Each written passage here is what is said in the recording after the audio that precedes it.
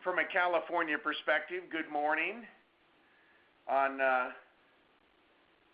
what is it, a beautiful rainy day in Northern California, and we need the rain, so it is beautiful. It's the 14th, isn't it?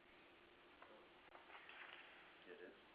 So, welcome to the March 2018 webinar, and we're going to talk about mentoring. We're going to talk about being mentored and what that means. You know,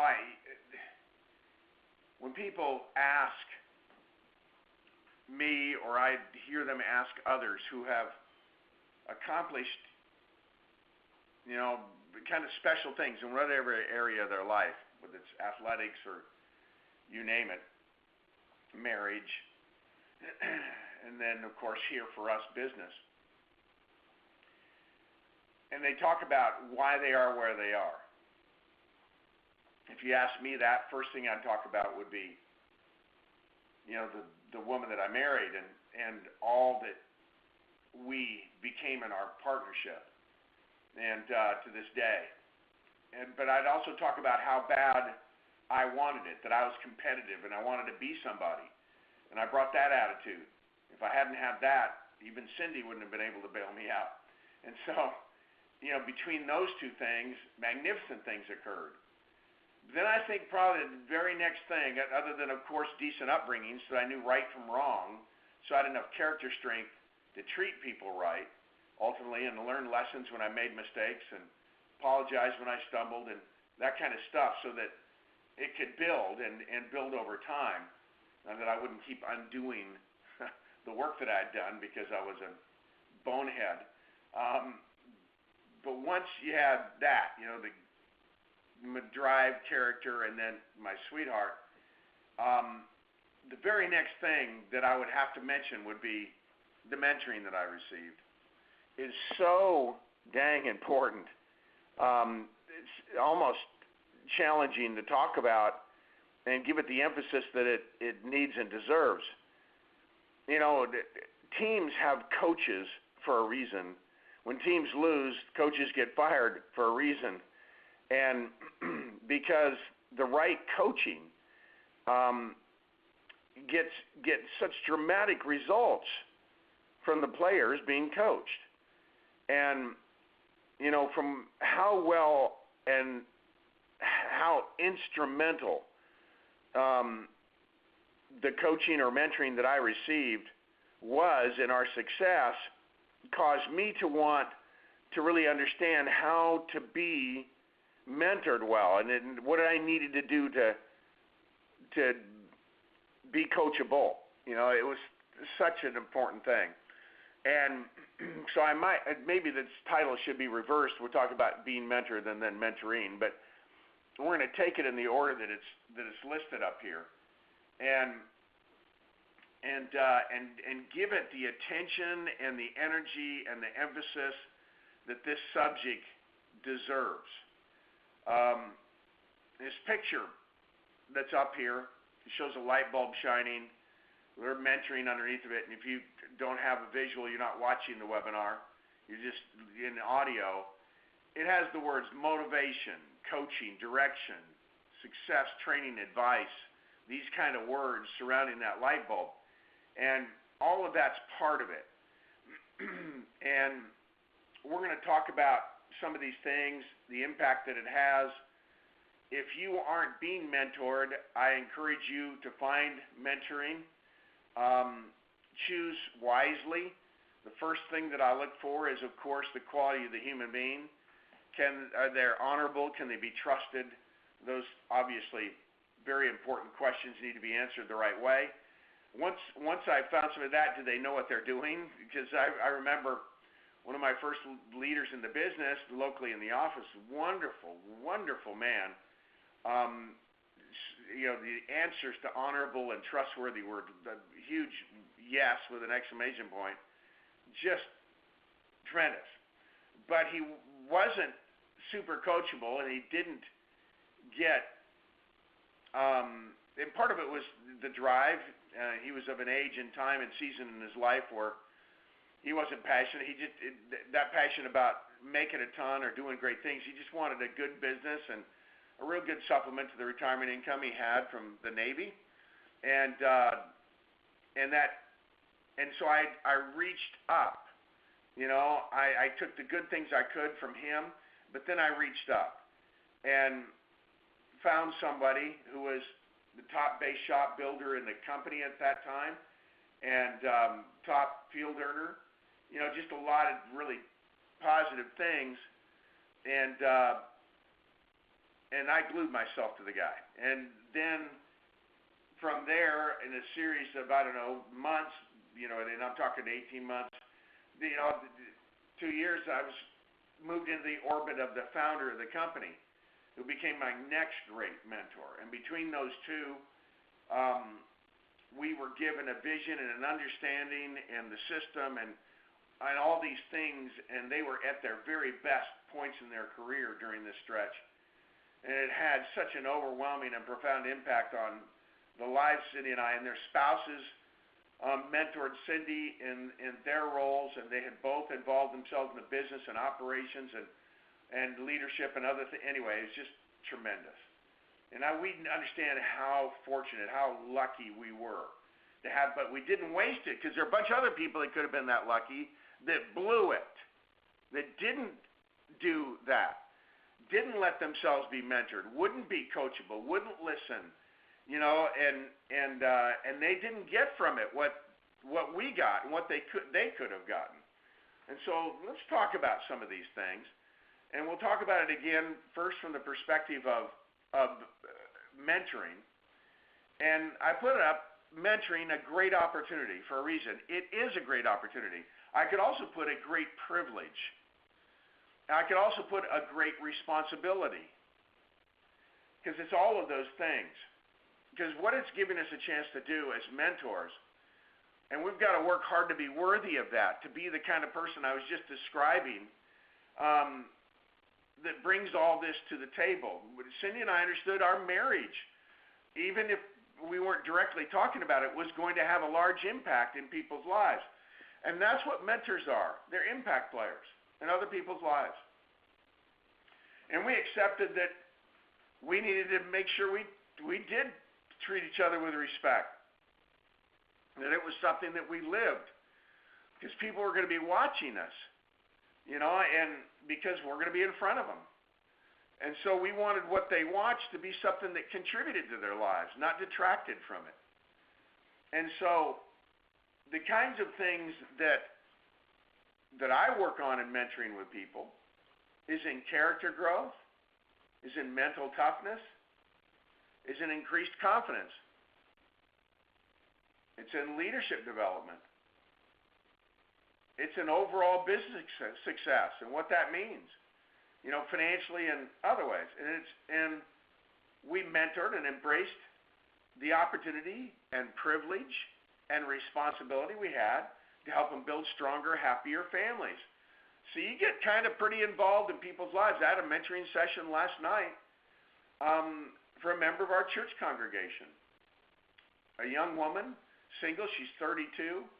She met here at the house with Cindy and I, and I, you know, we talked about where she was headed. She's a wonderful person, works for the Veterans Administration and what was its recreation therapy, and works with the vets, the injured vets, and all of this stuff, and just person has character. But we were talking about different things, and I just want you to know that great mentoring makes all the difference.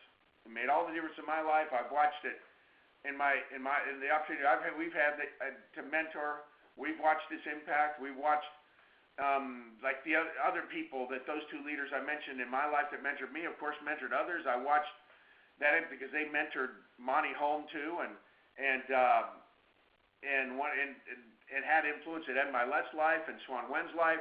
I mean, and look at the impact a lot of that stuff had, and all I can say about this is that it's powerful, it's dramatic. You need to pay attention to it. You need to be mentored. You need to be the kind of person that's worth mentoring. And And what that means, and I promise you I probably have this somewhere else in the in this webinar, but I'm going to touch on it now. I remember a guy came to me. I had is a personal recruit of mine. He was older than I was, good man, and this is a number of years ago, probably 20, maybe 15, and he called me and said, can I come and see you? And he came over, and we sat down in my office, and he said, Rich, I'm frustrated, and I need to know how to handle some things. I'm struggling. He says, you know that, and I want to run a couple of scenarios that I'm in by you and get some, and you tell me what you think. And so he described the situation, and I said, well, my experience has taught me the way you want to handle that is do this and then do that. Make sure you don't do that, and you do this and this and this and this. And he sat in the chair across the table from me, kind of pondering, looking off to the side, and then he turned to me and said, I don't want to handle it that way. I said, okay, what else you got? And he described another situation, and I said, I've run that scenario a bunch of different times. I think the best way to handle that is this, then do that, don't do that, blah, blah, blah. And he goes, no, don't want to do it that way either. I said, okay. I stood up and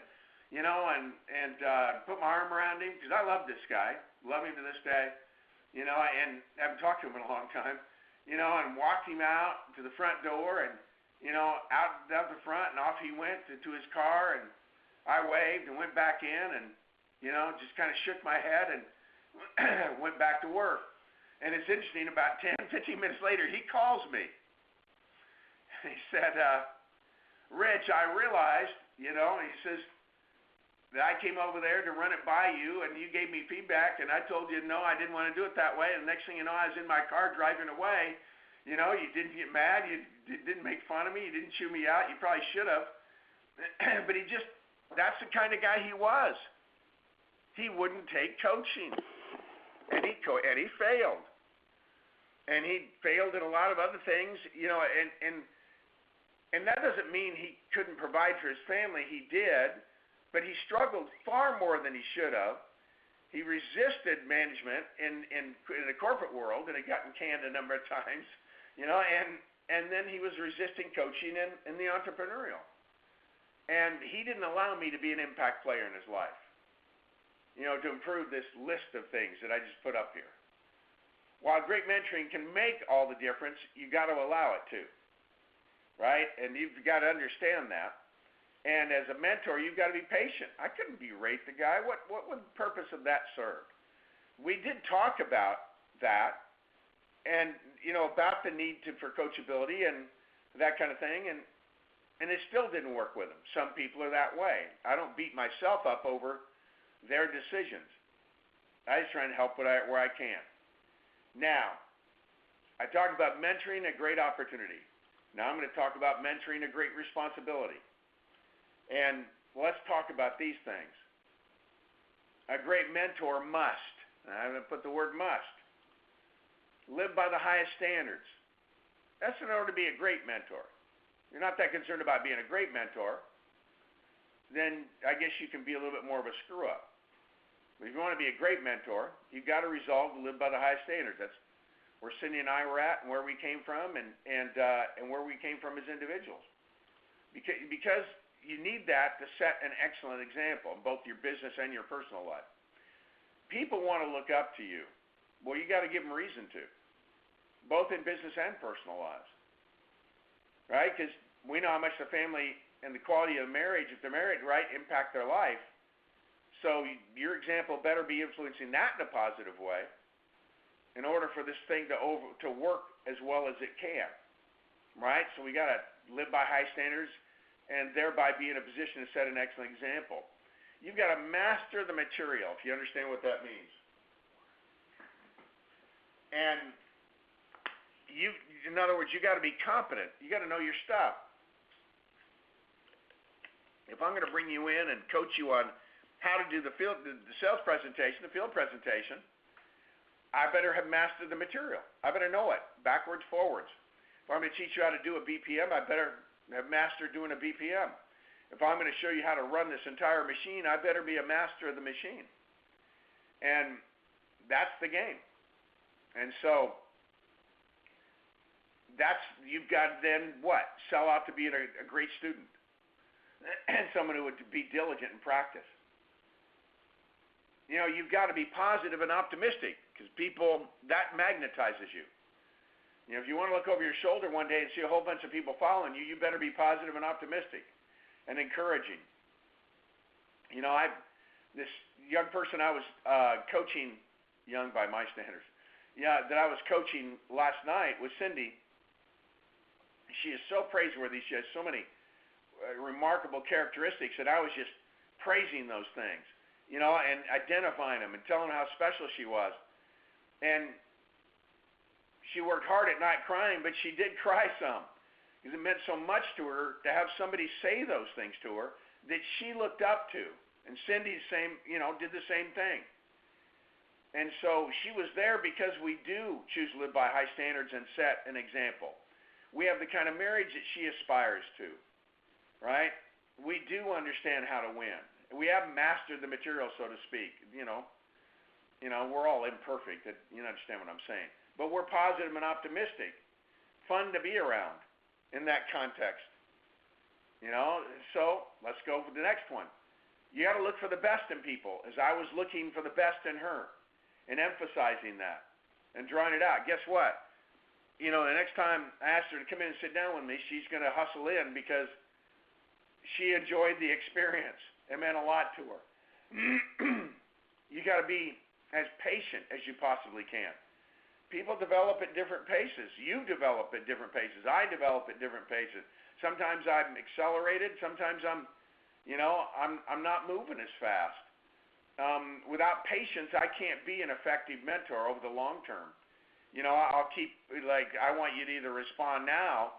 There are people that I started coaching on personal recruiting 4 years ago, or 5 years ago, they're just now really starting to personal recruit the way they should as leaders. You know, and I had to be patient. I couldn't blow up the relationship. I didn't have that option. Not if I wanted to be a great mentor. You know, and that's part of my responsibility is that patience. Also, in order to be an effective mentor, you and I need to have done everything that we're asking other people to do. And if I'm going to exhort you to go out in the field, I better be going out in the field and be, right, having you spent years in the field, at least, successfully. Same thing about everything else that we're doing. And because otherwise, we're asking people to do things we haven't done. That kind of defines hypocrisy. It also makes you then an academic. You know, I sat in classrooms in school, high school and college, and listened to teachers and professors talk about things that they had never done, as if they were experts because they'd read some books in it. Of course, then I had some that had done it, and it felt completely different when they taught. And if you've had that experience, you know exactly what I'm talking about, right? And it's like being coached by somebody who's never made any real money, isn't making any real money, and probably will never make any real money about how to make a lot of money. You know, okay. So maybe they read a book by Bill Gates. So I'd rather go read the book myself, or go read something about how Warren Buffett did it, and on and on and on. And, or frankly, and more importantly, how the people in this company are doing it, that are running exactly this business and this industry the way we do it. They're the people I want to listen to. And to sum up this one, you've got to be worthy of trust. And so think about that. You're living by the highest standards. You're setting an excellent example. You've mastered the material. You're positive and optimistic. You're looking for the best in people. You're as patient as you possibly can. You've done everything you're asking others to do, and you're worthy of their trust. Wow, that makes you a pretty good person to coach them, huh? All right? And you see it as an opportunity, and you see it as a responsibility. And I want you to understand, next slide, that you've got to get involved in people's lives. Yeah, I've watched people who are good people, and they care about people. They just don't, it's none of my business. I've had leaders on my team that I've tried to mentor them through the mentoring process, of course. but they would hold back and they wouldn't talk to people about some of those things. Well, and any of you who know me know I've said this before, I wade into people's lives like you can't believe. You know, and give feedback and all this kind of stuff. And anyhow, I give you 10,000 examples, I think. But let's just talk about this in the way that we've organized it here. One of the very first things you have to do with people, if you're going to be a mentor, if you're going to be an impact player in their lives, is you got to build a quality personal relationship. And that comes back to that trust thing, which I mentioned at the end of the last slide.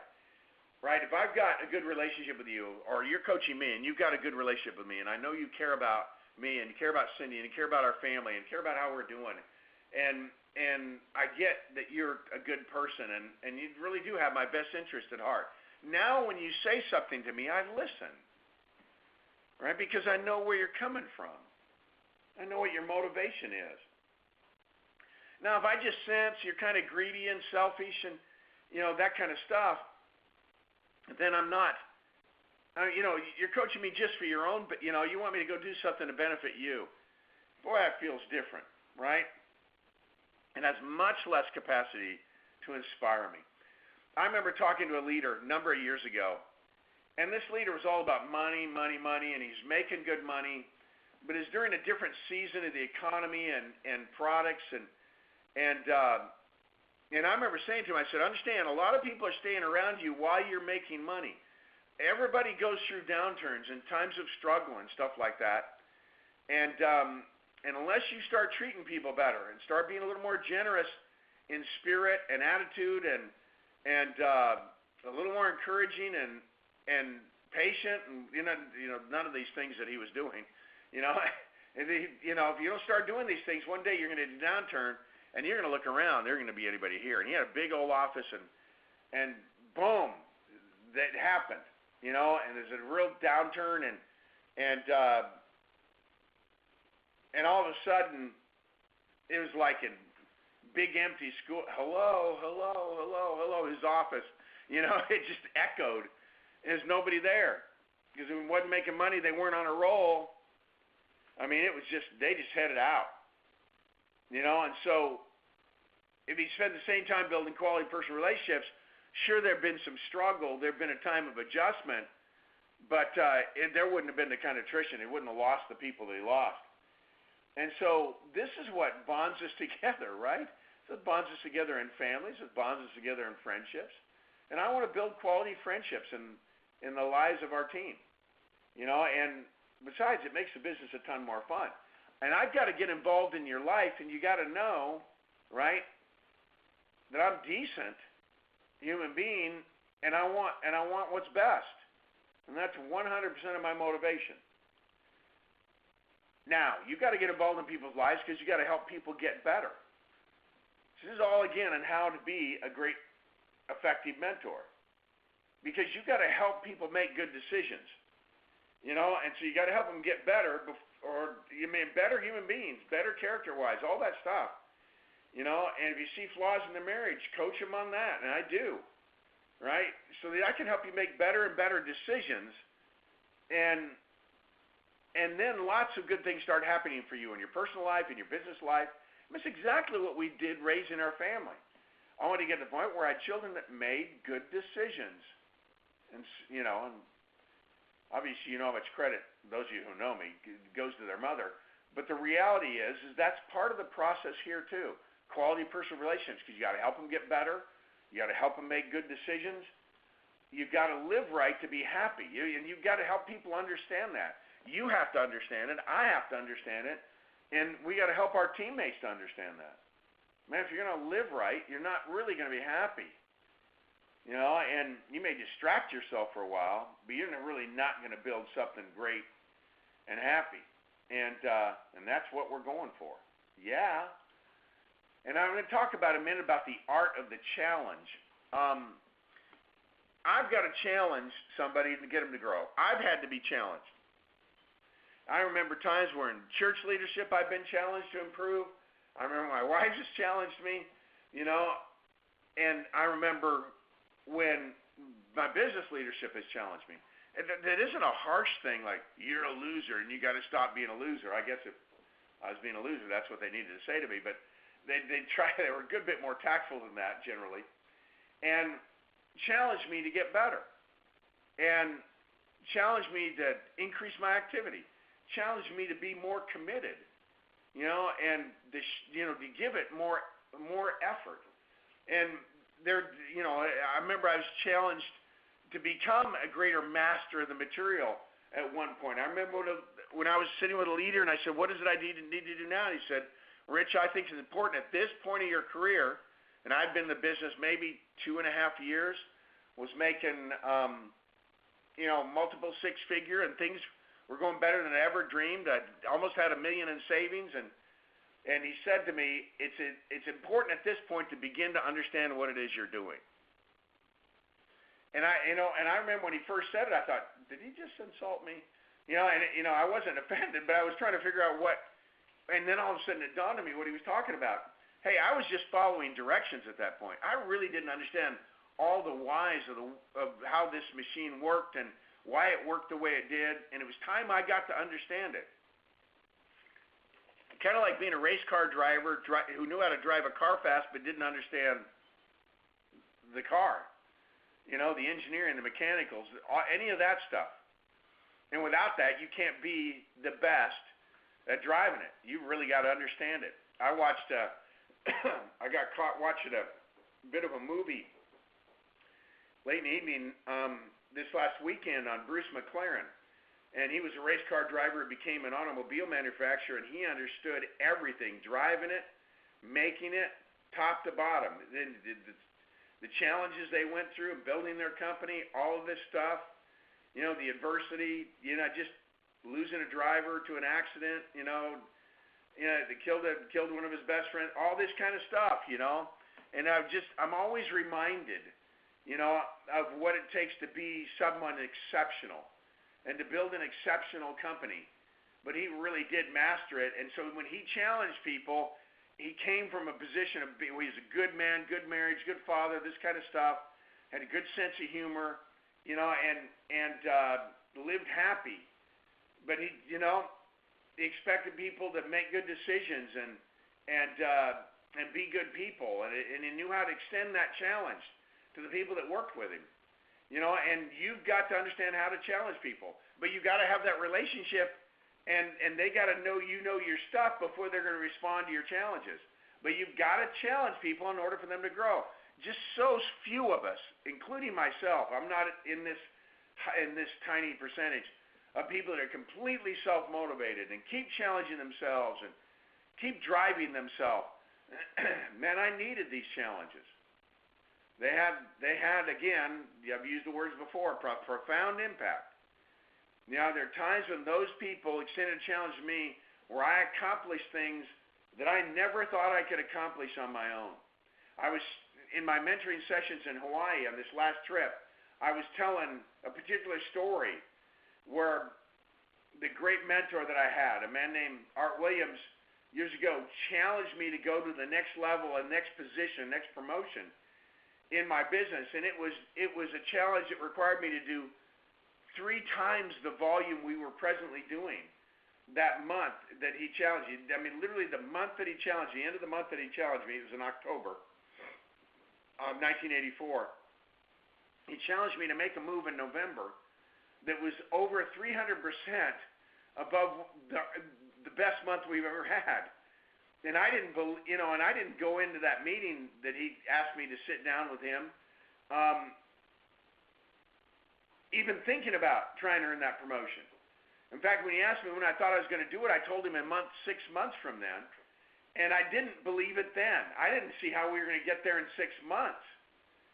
And he just railed on me that I said 6 months from then. And talked about that he thought I should do it the next month. And that other people in my peer group were going to be doing it that next month. And what was it going to be like to have my class graduate without me? And man, I just, wow. And I said, do you really believe I could do it? And he said, I know you could. And in fact, these 2 guys you compete with, they didn't say it exactly that way, and are going to do it. They already told me they're going to do it. They already have it lined up. And I just, practically ran from the room. I said, I got to go home. I was all the way in Birmingham, Alabama, there to help him do an event.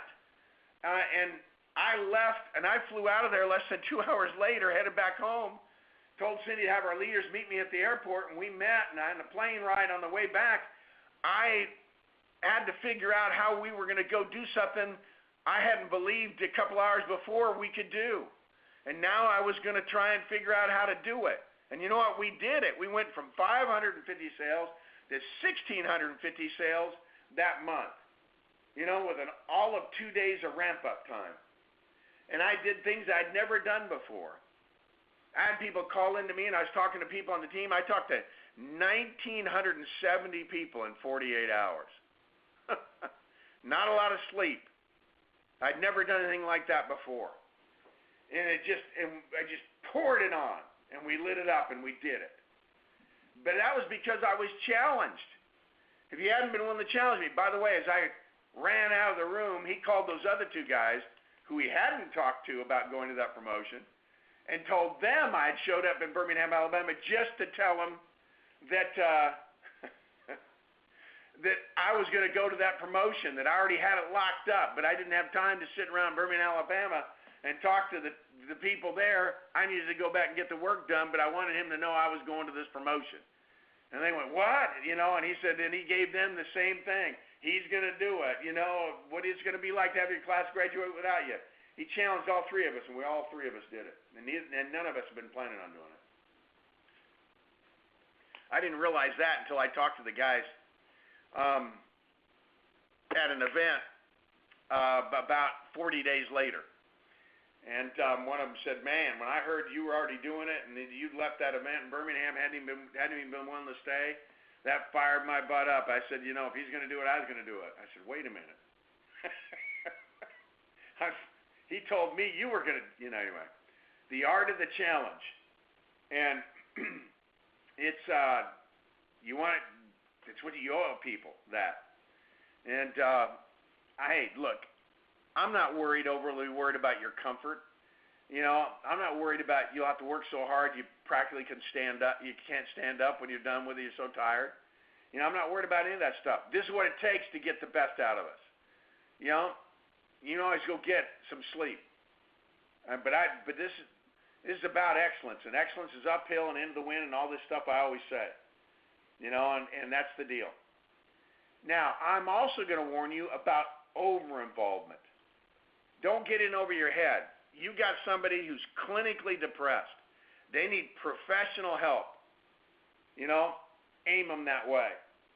Because guess what? You're not. You're not a psychologist.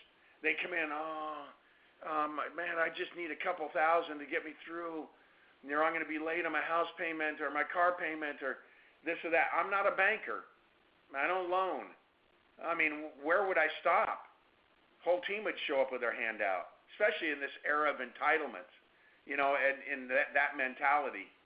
I'm just not going to get into that business. All I did is postpone a problem. You got to face what got you there. I'll coach you. I'll go out in the field with you. I'll field train you, right? All of that, help you recruit people. Yeah, I'm all about that. I'll help you work your way out for yourself, but I'm not a banker. I don't loan money, because then you're going to start avoiding me because you're not going to pay me back anyway, And by the way, how did I learn that? By making that mistake a couple of times. And I'm not a marriage counselor. Now, I am a little bit, but not in the professional sense where you've been tooth and nail on each other for 6 years, and I show up, with Band-Aids and some Neosporin, and you need a surgeon, right? And so, don't get in over your head. There's some of that stuff, that just needs professional help, that you need to understand, that's, you over-involve. You're not going to help, and it'll drain you, absolutely drain you, right? And I'm not going to allow myself to be needed that way. Next, the last thing on this slide, invest in those who will give you a return. This sounds a little hard. This is not the way it is at church, but it is the way it is in business. I get somebody who's so needy, who's such a mess, right? Needs all of those things on that I listed a minute ago and more, right? I'm not going to invest a lot of time in that person. I'll make suggestions. I'll coach. I remember sitting with a guy, and nice guy, came to the BPM, set the follow-up interview. He's older than I was, still living with his mom, and not because he was taking care of her, because he was still living with his mom. Can you imagine a guy's like 58, still living with his mom all his life? And just was nice, pathetic, just like a sitcom, situation comedy caricature. I'd never met anybody like him. And I remember saying a prayer for him when he left. But there was no way that I could spend time or invest time in something like that. It'd be a complete waste of time. I remember once in a while I've gone out to flood gophers, maybe in the lawn, you stick the hose in the hole. And sometimes it just goes and goes and goes. And I go, where's all this going, right? And I turn it up harder, and it goes and goes, and it never fills up. And, some of that stuff confuses me. Usually there's another hole it's leaking out of. But the reality is that some people are like that. And I've got to build people in business that'll give me a return, that'll give themselves a return. Otherwise, my time with them basically is wasted. It doesn't really help them that much, and it certainly doesn't help us build a business, and it doesn't build somebody else's life. And so I got to give that time to somebody who's going to respond, to the coaching. And you got to assess people like that and go from there. So you look at this stuff. You're going to build quality personal relationships. You're going to help them get better as people, help them make good decisions. They got to teach them to live right, to be happy. You're going to challenge them. You're going to make sure you don't over-involve in the wrong ways, and you're going to invest in the ones that will give you a return. Now you're going to have a chance to have good things happen for you in mentoring. All right. Now, quote.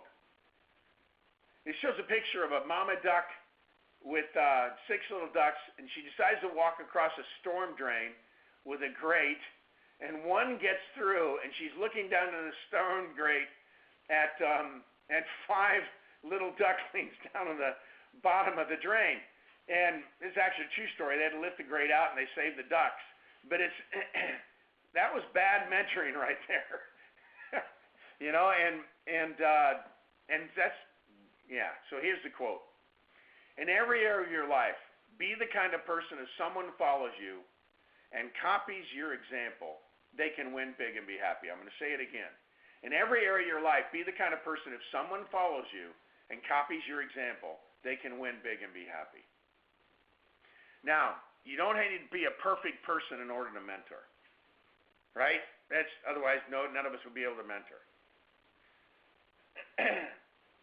But we do need to be, solid in these areas we've talked about. But just in case, we're going to now spend a couple of minutes talking about what not to do, right? That's why I have the sign up there. Danger, wrong way, turn back. Okay? I'm going to give you some don'ts. I gave you some musts earlier. Now I'm going to give you some don'ts. And now this is part of you working with somebody too, as it being a mentee, if you will. Someone being mentored. Don't waste your mentor's time. I remember the first time I called my mentor, first time I kind of took the initiative to reach out and call him, I was so nervous that when he answered the phone, I was like, how you doing? Good. How can I help you? What's going on, Rich? I couldn't remember my questions. I had apologized. You can imagine what an idiot I felt like. And I resolved at that time, because I carried a spiral notebook, took notes all the time. And it's in my back pages, the very back, I'd write down the questions for a mentor. And next time I called him, which is the next day, I had that stuff listed out. We had a great conversation, and it helped me, and it didn't waste his time, right? And I mentioned that guy. Don't ask for coaching and then ignore it. Because pretty soon you won't get much more coaching. If the person's cool, they'll be nice to you still. Like I'd resolved to do that to my friend, but I wasn't going to spend a lot more time. I realized that he realistically was going to fail. Unless he completely changed that attitude, which he never did, He never turned around. He did everything the hard way, and didn't have great instincts. And it's okay not to have great instincts as long as you know somebody has great instincts, and you ask for their feedback and their coaching. Don't ask questions that can be answered by Google, right? That stuff can be answered there. Go get the answers there. You're coming to me with stuff that Google doesn't answer. Now, don't expect, here's another thing, your mentor to call you. You drop an email or a text and you just wait and wait. They don't love me. Jeez. Whose responsibility is it to get mentored? You think it's the mentor's responsibility to chase you around? Are you kidding me? And this is a big mistake people make. And I'll tell you a story. So I'm walking with my mentor, and we're at a convention, a pre-convention thing, and we're walking. This guy says to us, is also reports directly to the same guy, and he says, calls the person by first name, this mentor, and says, it figures you're already spending time with Rich. You probably call him every day, he said to my mentor. Probably call him every day, don't you? And he said it kind of resentfully, because I was well known to get a bunch of his time. And of course, but at that point, we were doing 3 or 4 times what anybody else in that hierarchy was doing, earnings-wise and stuff. And anyway, and it's funny, and the guy said, and my mentor said, you may not believe this, and it doesn't really matter if you don't, but I hardly ever call Rich. And the guy looked at me and I said, he's right. I call him at least 30 or 40 times for every one time he calls me. I said, in fact, I'm sure he's sitting at a desk once in a while thinking I need to talk to Rich, and then he kind of shrugs and goes, I don't need to, though. He'll be calling me in a few minutes anyway. I stayed plugged in, right? I didn't expect him to call me. I expected to have to reach out and keep reaching out. If I had to call 8 times before I was able to reach him, I called 8 times, right? I wasn't going to be all sensitive and suck my thumb and hold my blanket up next to my cheek because the guy was busy, right, and making it happen. If your mentor was Bill Gates, and I sat right behind him at a tennis exhibition here last week, right behind him, and watching Roger Federer play, anyway, and kind of enjoyed just watching how he handled himself. But if that guy was our mentor, we'd expect to have to call him more than he called us, wouldn't we? Right? And this is the kind of thing, and so you can't be overly sensitive. And you're not gonna take the coaching or the challenging well. You can't expect it to be easy, right? Only worth it. And you can't expect to become a great mentor without having been a great mentee. If you haven't really been really good at allowing yourself to be mentored, you're not going to be a great mentor. I was a great mentee. I took coaching. I reacted to the speed of the coaching. I adjusted. If you change direction, I changed direction. And this list I developed from, of course, back then I couldn't answer it by Google, but I added that for these times. And that's what not to do. And let's continue. What to do when it comes from being a good mentee, right? And it's interesting, there's this icon that Trevor, my son-in-law, found and put on here. It's not an icon. It's actually a sign. It says, only coaches and players allowed beyond this point. Thank you. That's a great thing, isn't it? And that point could be above this level of success, only coaches and the players they're coaching are allowed to pass. Because you're just not, as I studied the life of giants, and I've got to give that talk to this company again. I'll dust off that one. But it was the 8 things all giants had in common. And every one of them that I knew had been mentored by a giant. That's how they knew how to get to there. If someone who's already a giant mentored them on how to become a giant in the business. And without that, they wouldn't have gotten there. And so what do you need to bring again to the table? These are some do's. I gave you some don'ts. Now we're going to do some do's. Be ready and willing to learn. Have a positive attitude. And I had to work on both of those things. But I was diligent. Be ready to work. Right? And to work harder than you've ever worked. Answer their calls. Right? I basically would drop everything. I appreciate the guys when I call. They almost drop anything to talk to me. If they're in a meeting that's important, they'll take it and say, Rich, I'll call you back, or when, that kind of thing. They respond.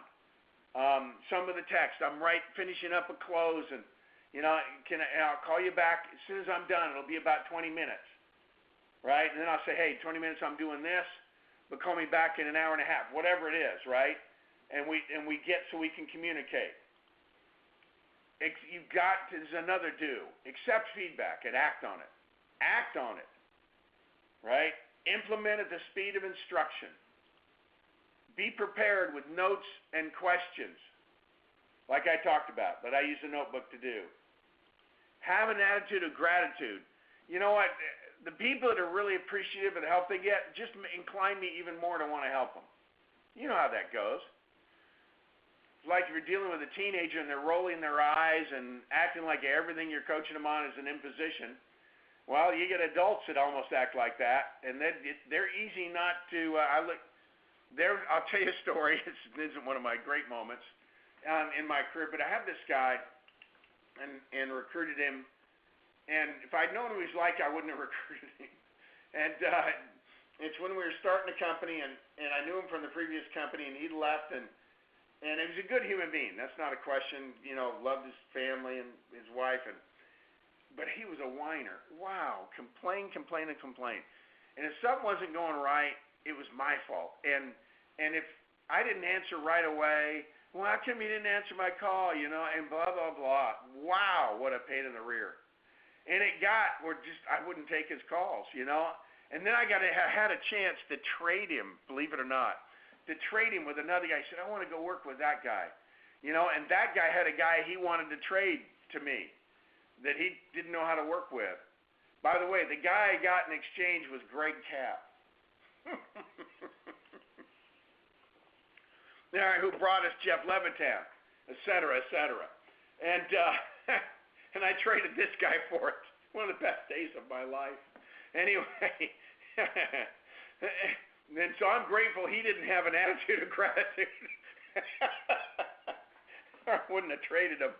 Oh, wow, but he might have been a stud in his own right. But anyway, now some of you who aren't familiar with the story of the people I'm talking about, ask somebody who's been in the business a while. And so know what a good move that was.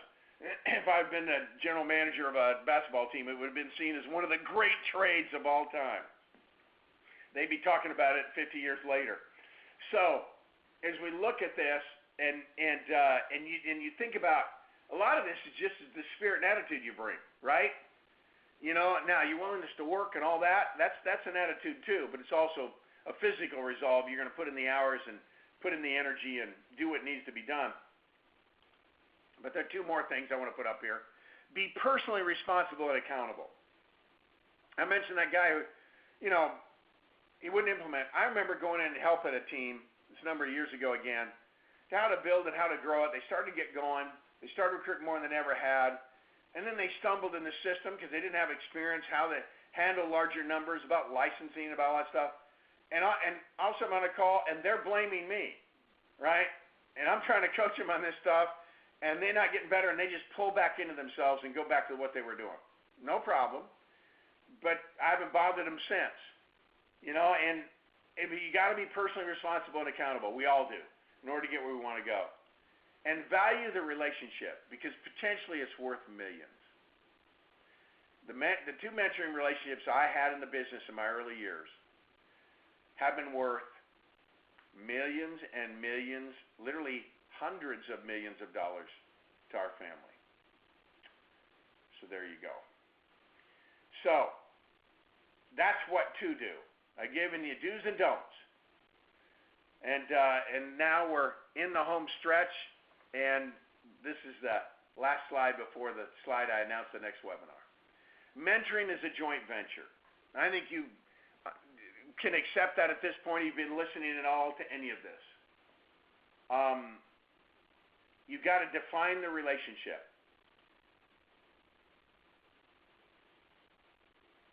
Yeah, you got to understand contact and response times. And you got to be willing to make as much contact as you need. Like I said, I've called my mentors 30 or 40 times for any time they called me. It's going to take personal meetings together. There's a mentoring session. I'm going down to an event Sean and Jamie are doing this weekend. We're going down Thursday. And one of the leaders there, we're mentoring. We're talking about life and marriage and relationship and this and that and the business and, you know, how to make a better connection with people. Just all these kinds of things. And I'm going to do that eyeball to eyeball in person. A lot, you know, and some of that can be done over the phone, but this is the kind of thing that I want to be in person. You know, I want to see him, feel it. You know, just watch how he's responding. You've got to be able to keep confidentiality, especially about, you know, the more serious subjects and the more personal subjects. You got to be able to give honest feedback both directions, and you know, and then also it requires part of the joint venture. Goals and accountability. Right now in the mentoring sessions I'm doing, Cindy and I had decided here that we were going to go on a 3-year run, 2018, 19, and 20. And we were going to pour it on. And in our mentoring and working with people and just expand the number of people we're mentoring and really get after it.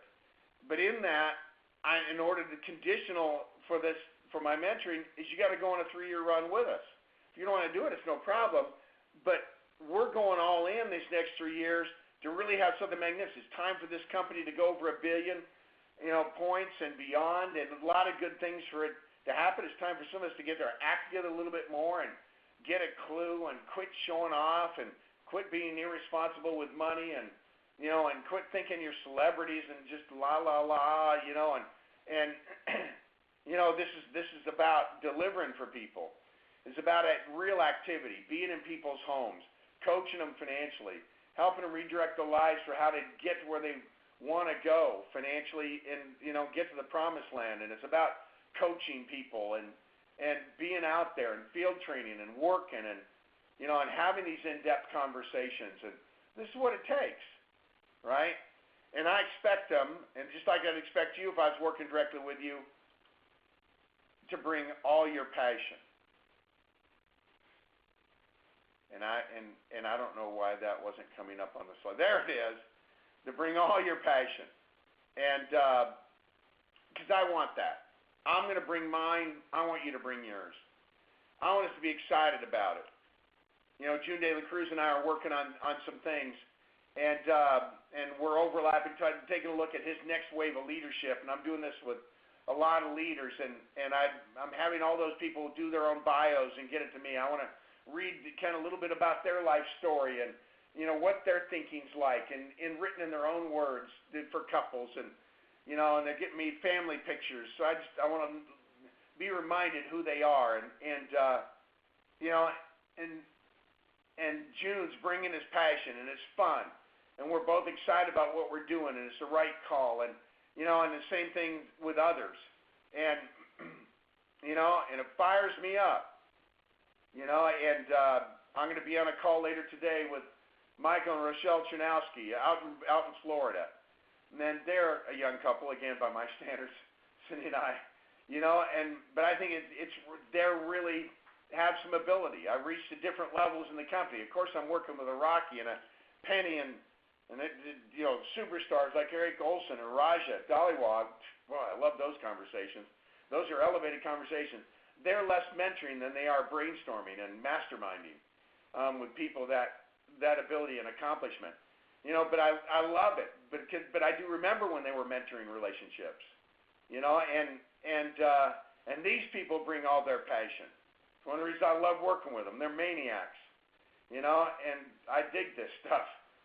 And so, yeah, just like my time with Ed Milet in his season, and Swan Wen in his, and Jeff in his, and it's just, you know, I look at these people and just almost with my mouth open, they're so good at this business. And it's energizing. Anyway, and so to think you're involved in some way and in contributing to that, it's just a great feeling. And so resolve to become a great mentor, but be a great mentee first, and seek out these relationships. And I promise you, good things are going to happen. But again, make sure you're worth mentoring by bringing all those things to the table I listed in this. All right, good stuff. And by the way, there was a question I already answered. They said, what happens if, your upline isn't all that good, And I said that. I had a guy who's a good human being, but didn't have that drive and passion and big thinking and vision that I longed to be around, and I kept reaching up till I found it. And then it was fine. It was great. Because I got to build my own world anyway. Nobody else is going to build that for me. So I reached until I got the mentoring I needed, and off to the races we went. Okay. Our next webinar is going to be different than any I've really done before. And I'm going to answer this question, why, or the statement, emphasize it, why you should want to be wealthy. Needs an exclamation point. But I'm going to talk to you about why you should want to be wealthy. The right way, the right attitude about it, the right spirit, what it takes, what benefits come from it, what happens if you don't get there, the limitations and all. That doesn't get you to heaven, doesn't make you a better person than somebody else, but sure is a blessing in a bunch of other ways. Why we got to be working on the quality of human being we are, why we're working on being wealthy, and our system really allows us to do both of those things, almost insists upon it. And we'll talk about what this means. And, in the rest of the world, to be in the top 1% of the earners in the world only takes $35,000. That gives you an idea how poor most of the world is. When you take in a lot of Africa and a lot of Asia and South America and different places, it's just a lot of very, very poor people. Take the Caribbean islands and places, it's tough. Right? And to be in the top 1% of the earners of the world, you only have to make $35,000. But in the United States in 2018, true would be Canada, I'm sure, you got to make $435,000. Right? To be in the top 1%. That's at the bottom of the top 1%. I was talking to somebody who's talking to me about going into aviation and being a pilot. And they said, I looked it up, and airline pilot, which is hard to get those jobs, by the way, makes $285,000. And I had to just kind of control my face, thinking that person thought this was a lot of money. And what? That's a little over halfway to be in the top 1%. Now, I used to make a lot less than that. I remember when I made $14,400 a year, $1,200 a month. And $285,000 seemed like it was on another planet, at least on the moon. And but I'm talking about getting wealthy, And so we're going to talk about this stuff from an attitude, approach, a little bit of a spiritual orientation, all of these things, and why you should want to be wealthy. And some of you need to get your head straight on that, because I want you to understand something. Wealth does not go to people who deserve it. Sounds like a tough thing to say. Wealth doesn't seem to respect character all that much. Keeping it together respects character, but gaining it. Here's what it goes to, and I was taught this, and I've watched it, and it's true. As I've looked out upon the world, wealth goes to people who believe they deserve to have it. And if only bad people are going around believing they deserve to have it, then only bad people be wealthy. So we got to get more of you good folks wanting to be wealthy for all the right reasons, right? Because you need to be the examples in your community, in your churches, in your neighborhoods, right, in your family, and about getting it and doing it right and maintaining humility and being generous, right, and allowing it to you to become even more of an impact player. because of the resources that you have at your fingertips. So we're going to talk about these things and get into it and how you get there. All right. Look forward to that. That's April 11th, second Wednesday of April. Appreciate it. Thanks for doing this with me. And thanks for caring enough to make the effort to get on, to improve yourself, and to build your businesses here with us in WFG. It means the world to me. And I promise you something, I'll never take it for granted. Thanks, everybody. Pour it on in March. March Madness. Let's get something going. Create some real and meaningful activity. All right.